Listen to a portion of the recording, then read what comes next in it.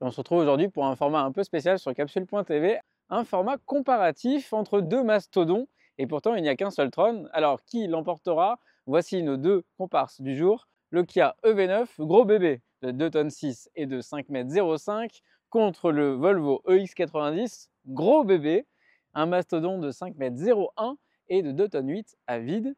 Trois possibilités de batterie et puissance sont proposées sur le Scandinave. Nous avons aujourd'hui la version Twin Performance de 517 chevaux face à l'EV9, 4 roues motrices en transmission intégrale, donc 385 chevaux, finition GT Line.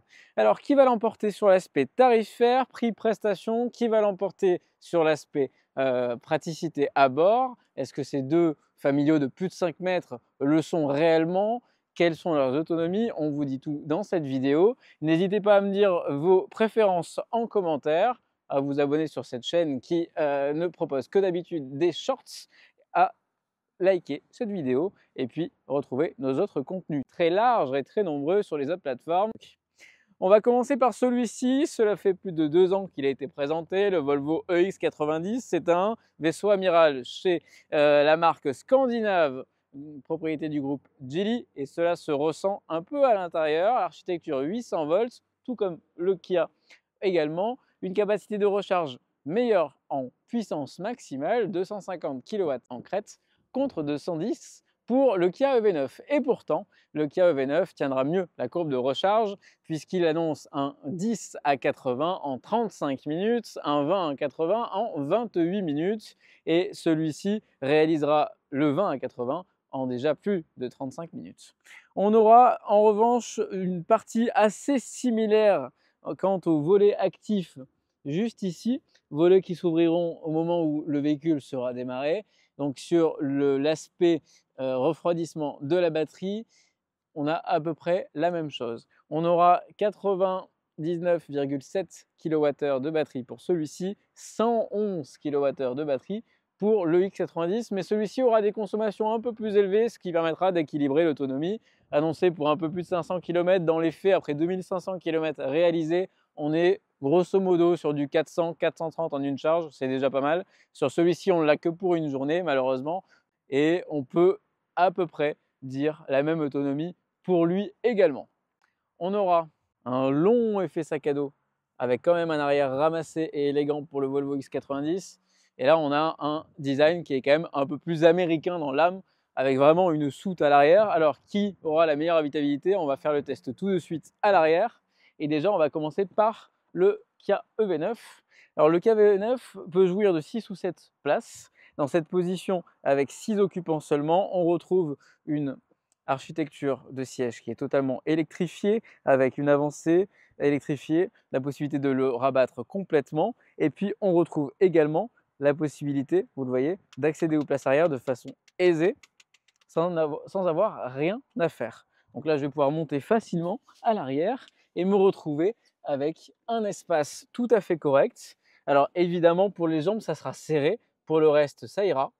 On a également un porte-gobelet ici, des prises USB-C ici, et on peut avancer notre siège électriquement pour la partie du dossier. Et vous voyez être quand même en position plutôt couchée de façon aisée, en ayant encore un peu de coffre à l'arrière. Vous le verrez, ce n'est pas exactement la même chose sur le Volvo EX90. On retrouve des haut-parleurs, des tweeters et des ventilations au plafond réglables avec un plafonnier en 3 parties. Sur le deuxième rang, je vais passer par ici. Vu qu'on est en configuration 6 places, on retrouve une assise des plus conforts, soit escamotable dans le Kia EV9, soit avec les assises moelleuses pour les jambes. Et on a également sur cette partie la possibilité d'avoir une tablette centrale avec un grand rangement en dessous qui est non négligeable. Vous voyez, on peut rentrer plus d'1 litre sans aucun problème. On a également des prises USB-C à l'arrière, des sièges chauffants et ventilés, ainsi que des stores par soleil. À l'arrière, c'est un quasi sans faute Kia EV9, c'est recevoir. On aura également un toit panoramique pour compléter, qui aura un vélum électrique et qui permettra donc d'être complètement confiné et choyé à l'arrière. Et puis des petites poignées pour pouvoir sortir du véhicule de façon très aisée et élégante. On referme les portes qui ne possèdent pas de soft close pour aller dans le Volvo EX90 qui lui possède du soft close. Petite attention premium. Une fois monté à bord de ce véhicule, on a tout d'abord une première impression, c'est celle d'être dans un 5 places et pas un 6 ou 7 places. C'est quelque chose de plus confiné, mais par contre plus chaleureux. Vous le voyez, ce matériau en laine recyclée donne une ambiance intérieure plus calfeutrée, plus chic, plus élégante peut-être, mais plus étroite aussi. On a un toit panoramique qui ne possède pas de vélum et qui est en une seule partie. Et on retrouve, comme sur le V9, des crochets ici et les tweeters de ce côté, ainsi que des haut-parleurs juste ici. Alors Meridian dans le Kia EV9, Bauer & Wilkins pour celui-ci, et une poignée de porte un peu originale avec une impulsion. On n'aura en tout cas pas la même impression d'espace à bord, et ça c'est dommage. On n'a ici aucun accès de rangement, de particules pour y ranger et entreposer des affaires. Là encore, c'est un peu dommage. On n'a pas non plus de pare-soleil de part et d'autre. Là encore, c'est dommage. Et puis, vous allez le voir, je vais ressortir pour vous montrer comment on accède aux places arrière. Vous allez me dire que les sièges à ce tarif-là sont électriques. Eh bien non, on va devoir ôter manuellement. On va devoir ôter manuellement le siège pour pouvoir accéder à l'arrière. Par contre, l'espace pour y monter sera un peu plus large que dans le Kia EV9. Je vais donc répéter la même manipulation que dans le Kia EV9. Je rabats le siège, on retrouve un petit porte-gobelet, la matière fait un petit peu plus plastoc, et une prise USB-C bien dissimulée à l'arrière. En revanche, les sièges ne sont pas réglables et on est vraiment assis très très droit à l'arrière, comparé à l'EV9 sur lequel on pouvait régler le dossier. Et puis, on a l'impression d'être au fond du coffre, contrairement à l'EV9 qui nous propose plus d'espace avec la lunette arrière. Par contre, on a plus d'espace aux jambes, on sera un peu mieux installé, et puis les banquettes, les assises 3 sièges réglables indépendamment nous permettent également, pourquoi pas, de passer, même avec cette configuration 7 places, là aussi, comme le V9, en configuration totalement 6 places, en supprimant le siège du milieu et en ayant beaucoup plus d'espace à bord pour les passagers arrière. Ça, c'est un bon point, ce n'est pas proposé dans le V9, puisqu'il faut jongler entre 6 ou 7 occupants. Et en entrant à bord de ce Volvo EX90, on a une ambiance assez léchée, assez haut de gamme, assez premium, notamment rehaussée par la présence de bois véritable, des contreportes relativement choyées, finies, un volant de petite dimension, une fine lamelle permettant d'avoir les informations de vitesse et une instrumentation totalement confiée à Google Android Automotive. On a d'ailleurs ici un chargeur à induction réfrigéré, 2 porte-gobelets qui peuvent se refermer et un sélecteur qui servira à monter, baisser le volume, couper et remettre la musique. On a un bac de rangement juste en dessous dans lequel vous pourrez poser pourquoi pas un appareil photo, et ici un grand rangement central dans lequel vous allez pouvoir y ranger sur 2 étages n'importe quelles petites affaires comme vide-poche. Petite particularité, on retrouvera une boîte à gants automatique qui nous permet d'ailleurs de dévoiler le tarif de cette voiture, 123 500 € en finition ultra. La particularité de cet intérieur se veut être chic, scandinave dans l'âme, on l'a dit, mais surtout posséder un intérieur en laine, donc avec des matériaux recyclés, biosourcés, et puis fiers de leurs origines, malgré que le véhicule ne soit plus fabriqué en Scandinavie. En Norvège, en Suède, on a donc le drapeau Suède inscrit juste ici, et pourtant le véhicule est désormais proposé à la fabrication à Atlanta.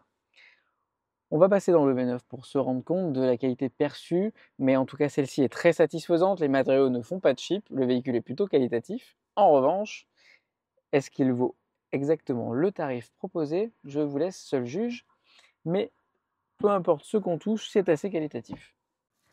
À l'intérieur du Kia EV9, 2 choses. Premièrement, le réglage du siège et du volant électrifié avec la position de conduite qui est mémorisable se fait de façon en homme accueil, donc tout s'avance, se recule pour vous permettre d'avoir un accès facilité, ça c'est une très bonne chose, et on conserve des boutons physiques pour régler la colonne de direction ainsi que tous les sièges, plus pratique à l'usage, beaucoup plus rapide, vous le voyez, surtout si on passe de conducteur en conducteur, ça peut être très pratique. On conserve une petite rangée de boutons physiques pour la climatisation et le chauffage. En revanche, cette partie centrale fera beaucoup plus cheap dans les matériaux présentés, mais assez pratique et beaucoup plus de rangements prévus d'ailleurs, 2 grands porte-gobelets un chargeur induction un peu plus en arrière, un éclairage d'ambiance sur le côté et diffus sur toute la planche de bord qui lui ramènera un peu de chaleur car effectivement l'intérieur, les matériaux sont peut-être de qualité perçue un peu inférieure à celui du Volvo EX90. En revanche, en termes de dotation, il y a des équipements qui ne sont même pas proposés dans le Volvo EX90 et ce même en option.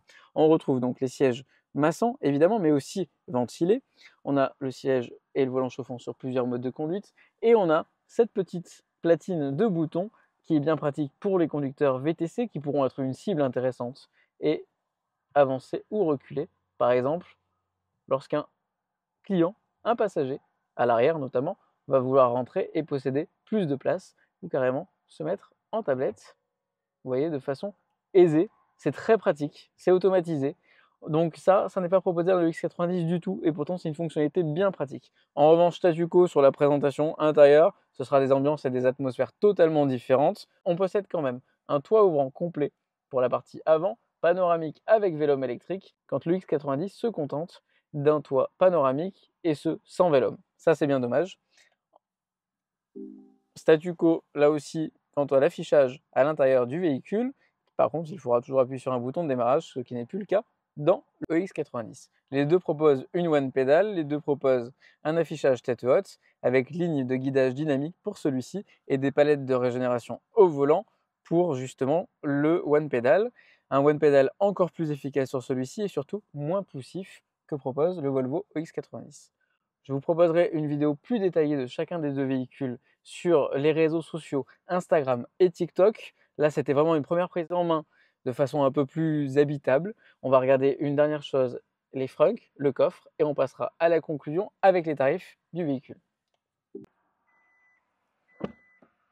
Le Kia EV9 propose un coffre relativement imposant et ce, même en configuration 7 places. Vous le voyez, il y a quand même un peu de bazar. On pourra rabattre directement, et ça c'est bien pratique, à l'arrière les sièges de toutes les rangées ensemble, vous voyez, et ainsi configurer au besoin et au choix la possibilité d'avoir 3, 4, 5, 6 occupants ou 7, là en configuration 6 places, donc maximum 6 évidemment. On a la possibilité depuis l'intérieur du coffre de fermer son coffre ou d'ouvrir son coffre. On a une prise 12 volts ici, et puis on a également une prise 220 volts de ce côté. Mais la botte secrète de ce petit Kia EV9, si je puis dire, c'est de pouvoir ranger la plage arrière juste ici et de le faire dissimuler complètement, chose qui ne sera pas possible à l'arrière du Volvo EX90. Je vous invite à venir voir tout de suite. Dans le Volvo EX90, il n'y a pas d'emplacement prévu pour la plage arrière, si ce n'est celui-ci. Donc il prendra quand même un petit peu de place dans le coffre. Par contre, vous avez un rangement énorme de plus de 60 litres à l'arrière et là, c'est imbattable. Le Kia EV9 ne le propose pas. Au niveau des frunks, avant de terminer, on va aller voir ce que proposent l'un et l'autre. Ouverture à impulsion électrique pour le Kia EV9. On a un frunk de 50 litres juste ici. Est-ce que le Volvo EX90 fera mieux? On va vérifier ça ensemble. Alors déjà, il ne possède pas d'ouverture électrique et celui-ci est peu aisé. 41 litres, c'est un tout petit peu moins bien. En revanche, on a directement le rangement pour le kit anti-crevaison qui lui est déjà intégré. Donc c'est peu ou prou la même chose à ce niveau-là. Conclusion de ces deux véhicules, le Kia EV9 remporte ce comparatif pour plusieurs raisons. L'habitabilité est meilleure, plus pensée pour y vivre et y consacrer du temps, que ce soit pour un commercial qui pourra éventuellement passer à l'arrière et avoir une tablette pour travailler, pour des enfants qui pourront éventuellement évoluer sur de longs trajets plus facilement, une capacité de recharge moins bonne mais une courbe de recharge un peu meilleure, face à un EX90 qui se défend bien par une qualité de finition et de matériaux un cran au-dessus. Petite chose quand même, il faut savoir que le Kia est garanti 7 ans ou 150 000 km en intégralité avec une batterie garantie 8 ans ou 160 000. La batterie est tout aussi garantie 8 ans 160 000 mais le véhicule n'est garanti que 2 ans sur le X90. Et à savoir aussi, le Volvo X90 dans cette version coûte 123 000 € contre 87 000 € pour le Kia EV9, une différence non négligeable de 35 000 € en faveur du Kia qui permet de gagner sans sommation ce comparatif, tout du moins statique, car le X90 gardera le côté statutaire, rassurant, sécuritaire que Volvo veut mettre en avant, donc des faits avérés, mais tout aussi marketing. Le Kia avance moins ce côté premium et statutaire, mais possède tout autant de prestations. Donc moi je vous conseille ce véhicule, dites-moi en commentaire celui que vous choisiriez, plutôt le X90, plutôt le Kia EV9. On se retrouve dans un prochain comparatif, ou peut-être même celui-ci en dynamique. Et puis je vous propose de vous abonner sur le compte YouTube capsule.tv ainsi que Instagram et TikTok, là où vous retrouverez donc tous les contenus. Merci d'avoir regardé cette vidéo si vous l'avez vue jusqu'à la fin, et puis on se dit à une prochaine.